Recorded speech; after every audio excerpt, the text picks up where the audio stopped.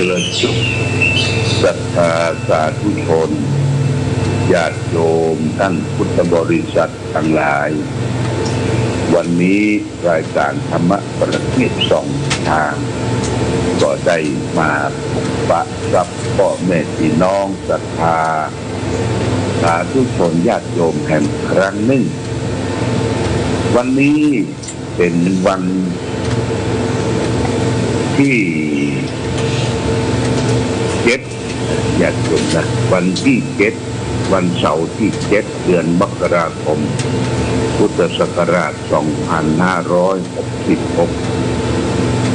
ตรงกับเดือน4เหนือแรม1ค่ำวันนี้เป็นวันเดือน4เหนือแรมแต่ว่าก็เป็นวันศีลเป็นวันศีลในเดือน4ก็อ่านพบไปญาติโยมก็ได้ไปวัดวาอารามตานพวกเข้าขันเข้าแต่ที่เจ้าประสงค์อุทิศส่วนกุศลผลทานภายแต่ถึงวงวานญาติพี่น้องที่ได้ล้มหายตายจากเป็นที่เก่าเน่าเมินแต่ว่านี่ก็มีกิจกรรมตลอดทั้งวันญาติโยมนะตลอดทั้งวันก็เลยดื่มกิจกรรมไปส่วนหนึ่งก็คือกา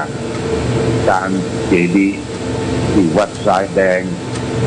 ตำบลสันตุมึงก็ลื่นไปโดยถนัดแต่ว่านี่กิจกรรมก็มีการพวกเข้าคันเข้าจนถึง9 โมงเย็นแล้วก็หลวงพ่อก็ได้ไปเปิดโรงเรียนผู้สูงอายุของโรงเรียนสูงอายุขององค์การบริหารส่วนตำบลเวียงมาก็ในเวลา 11 โมงทันเพ็ญพอดีตอนบ่ายก็มีการทำบุญตานทอดณที่ลานอนุสาวรีย์พระเจ้าฝางพระนางสามผิวโดยพี่น้องทุกหมู่บ้านทุกวัดในเขตตำบลเวียงเขต1เขต2เขต3มารับไตรตานทอดเป็นเปาะเป็นปุ๋ยเป็นที่นอนหมอนมุ้งตลอดถึงข้าวสารอาหารแห้งเครื่องอุปโภคบริโภคจากทุกเจ้าพระสงฆ์จากวัดต่างๆก็เรียบร้อยดีจึงขออนุโมทนากับครูบาอาจารย์พระเจ้าประสงค์ทุกวัดวาอารามที่ได้ช่วยกันจัดทำเปาะปุ๋ยการเพาะมือแก่ผู้ยากไร้ขาดมิตรขาดญาติขาดลูกหลานดูแลบอกมีชีพองอ่ะมีชีพองบางทีก็เป็นคนไข้เป็นคนป่วยติดเตียงมาบ่ได้ก็ส่งตัวแทนมารับ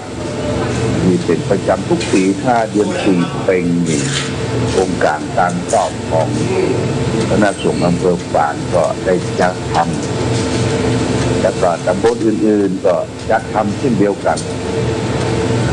ตำบลแต่ก็จะจัดทำเวลาใดเมื่อใดก็อยู่ที่ความพร้อมแต่ตั้งตำบลเวียงเขต1เขต2เขต3นี่ก็เลยจัดไปเป็นที่เรียบร้อยจึงขออนุโมทนากับผู้ที่มารับและก็ผู้ที่ได้ให้ทานของทานเข้าถึงของบริสุทธิ์พุทธทองได้มาโดยชอบโดยธรรมและกาตวานี่ก็เลี้ยงอาหารหรือเลี้ยงขนมข้าวต้มข้าวหลามญาติโยมมีกาแฟขนมข้าวต้มข้าวหลามเลี้ยงแก่ผู้ที่ไปรับการทอดทางที่ผู้ที่ต่างจึงขอขอบคุณอนุโมทนาจากวัดวาอารามและเขตตำบลเวียงเขต1เขต2เขต3มาณโอกาสนี้โดยโครงการของตำบลเวียงนี่ก็จะมีโครงการวันที่14วันเสาร์ที่14นี่ก็จะมีจัดงานวันเด็กแห่งชาติส่วนอำเภอฝางเขาก็จะจัดร่วมกับเทศบาลตำบลเวียงฝางโดยการนำของท่านนายกฐานิกตำบลรัตนา ชาติที่บริเวณสวนป่าอนุสาวรีย์พระเจ้าป่าในช่วงนั้นจะมีงานรื่นเริงของฤดูหนาว งานฤดูหนาวงานกาชาดของอำเภอป่าเริ่มตั้งแต่วันที่23และ14เดือนมกราเนี่ยญาติโยมมากี่วันละนะแล้วก็จะมีการเลี้ยงจัดงานวันเด็กทางวัดก็ได้เตรียมข้าวหนมจีนข้าวหนมเส้นไว้ประมาณสัก200 กิโลญาติโยมนะเลี้ยงละอ่อนเป็นสิ่งที่ได้ทำทุกปีแต่ว่า2-3 ปีที่ผ่านพ้นมานี่ก็มันโรคโควิด-19นี่มันระบาดก็อีดูสงสารลูกหลานเขาอย่างไปเอี่ยวทั้งไหนพวกเราอยู่บางคนก็อยู่กับเกณฑ์บางคนก็อยู่กับต้มกับนากับแพะกับป่าก็ได้ออกมาสังสรรค์ก็ได้ออกมาแสดงความสามารถทีนี้โอกาสมีแล้วลูกหลานเยาวชนเพราะว่าจะเป็นชนชาติไหนโรงเรียนไหนอย่าบุกบนป่าบนเขาก็ลงมาพาลูกที่กุมหาลงมาเอี่ยวเพิดเพลินเป็นวันเด็กแห่งชาติ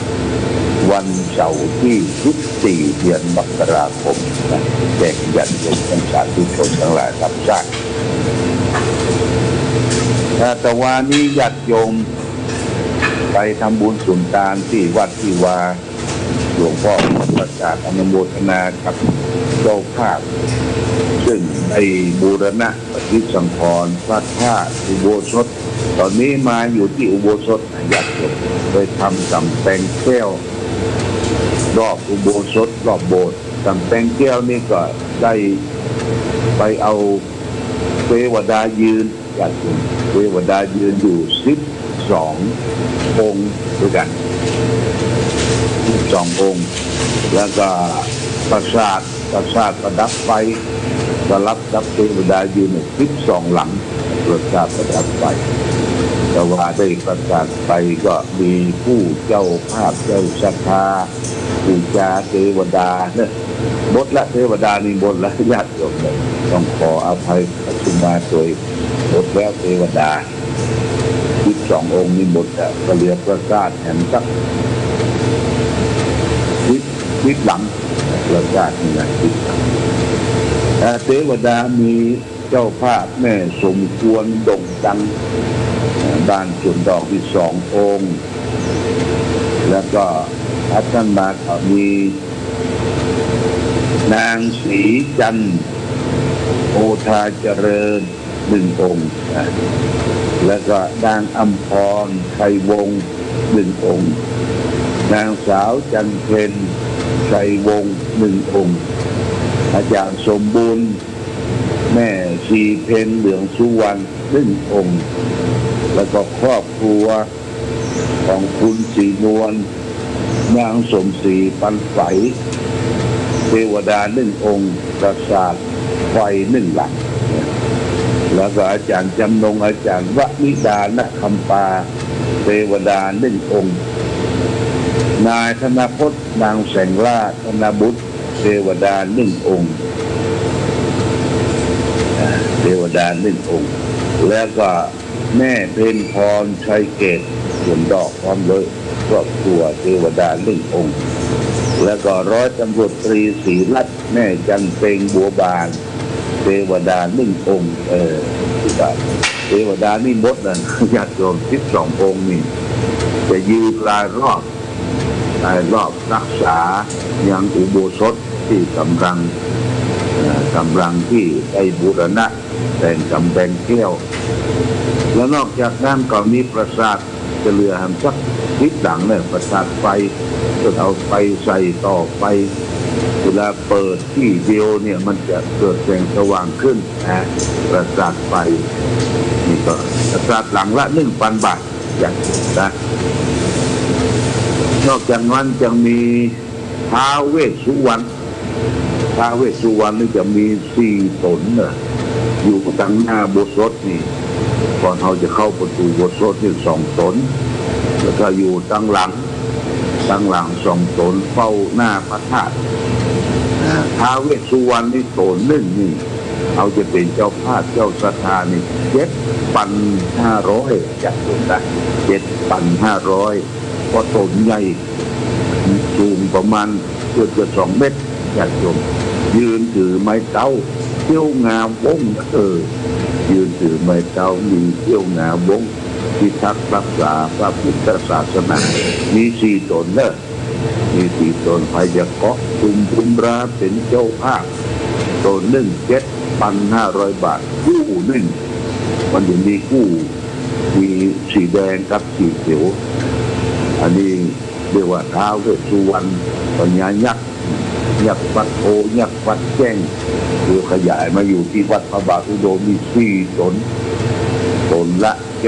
7,500 บาทที่ก่อนคู่หนึ่งกับ15,000ญาติโยมแจ้งสาธุชนผ่านทางวิทยุที่โดยเพื่อเอามีปัจจัยที่จะสนุบำรุงพระพุทธศาสนาก็แจ้งเป็นเจ้าภาพเจ้าสถานมาได้เลยที่หลวงพ่อเราจะได้เขียนชื่อเขียนนามของทุกท่านนอกจากนั้นก็จะมีหัวเล็กอยู่รอบพระธาตุทางบนเป็นช่องหัวเล็กที่ก็ช่องละ 2,000 บาทก็ประชาสัมพันธ์บอกบุญกันไปเพื่อจะได้ร่วมช่วยกันในการทำบุญสุนทานในการรักษาพระพุทธศาสนาอันนี้เป็นสิ่งที่เราและท่านทั้งหลายทุกท่านทุกคนก็จะได้ร่วมกันทำบุญสุนทานร่วมกันเป็นเจ้าภาพทั้งหลายทั้งปวงวัตถุที่เราก่อสร้างเนี่ยนะจะจบก็จะได้ขึ้นการในปีหน้าปี67สำหรับรั้วพระธาตุนี่ก็มีพระภูสุเมธวัดท่าสะแลนี่ต้นทองมา5 ช่อง 10,000 บาทคุณครูที่รินรัตนดาวที่จะชัยบูรณ์1 ช่อง 2,000 บาทโมทนาสาธุเลิศเราก็ร่วมด้วยช่วยกันทำบุญสุนทานไป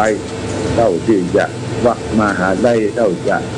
มีความพร้อมญาติโยมทำดีพร้อมเราก็ทำกันไปเพื่อจะได้พิทักษ์รักษาพระพุทธศาสนาคือลูกคือหลานเขาได้สืบสานเข้าวัดเข้าวาต่อไปที่สอนบทนามาณโอกาสนี้โดยเอาละวันนี้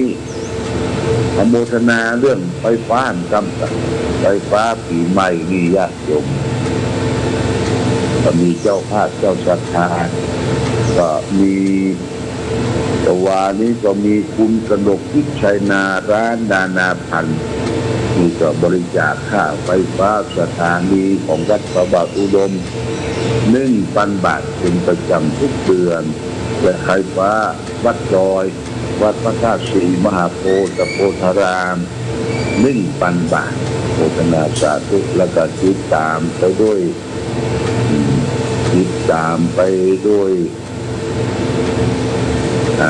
คุณสิริพรพันดอนเหมวัฒนกิจครอบครัวบ้านห้วยงูในอันนี้ก็100 บาท120 บาทโฆษณาแล้วก็นางนัทกาอินทรายมูลครอบครัวนี่ก็40 บาทคุณศิริลักษณ์ชัยนาบ้านห้วยงูใน40 บาทแล้วก็นางกลุ่มแก้วสิงแก้วบ้านในห้างยืมค่าไฟฟ้า200 บาทแล้วก็นางนัทชัยคำนางสาวชยาชัยคำมี100 บาทโฆษณาสาธุเลิศแล้วก็แม่จันตาหุ่นปลาบุตรวรวรรณร้องหันแก้วนี่มาจากแม่สวยบ้านตีนดำแม่สวยก็ได้ทำบุญอยู่ 400 บาทค่าไฟฟ้าแล้วก็รับเป็นเจ้าภาพไอ้ประสาทไฟแห่ง1 หลัง 2,000 บาท 1,000 บาทบุญนาสาธุก็ได้รับบริจาคจากญาติโยมก็จะทำตามเจตนาของศรัทธาญาติโยมจะได้เขียนชื่อเขียนนามเอาไว้เป็นสักขีพยานแห่งความดีเป็นสักขีพยานแห่งบารมีที่เราได้ร่วมกินร่วมทานด้วยกันแต่วันนี้มาพบกันญาติโยมก็ฝากรักธรรมะศรัทธาญาติโยมท่านสาธุชนของท่านเจ้าคุณพระศรีธรรมนิเทศพระสันตะกอยเกียรติจะจบละญาติโยมเกียรติจะจบนี่ก็สิ้นความไม่สบายกาย